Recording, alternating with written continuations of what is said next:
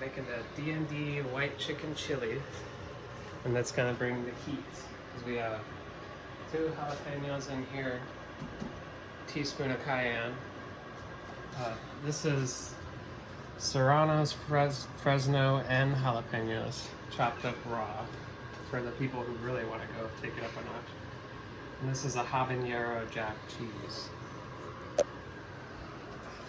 All right, wait, tell me all the people and who you think and whatnot. Oh, I think everyone, I checked, everyone should be good with the heat.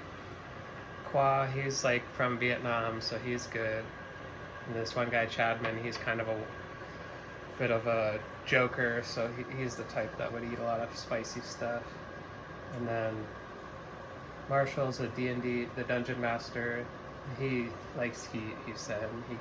He gets around. And then there's Cedric and Bo, who are 2 drafters, and they've said they kind of like heat, but if anyone will be challenged, it'll be them.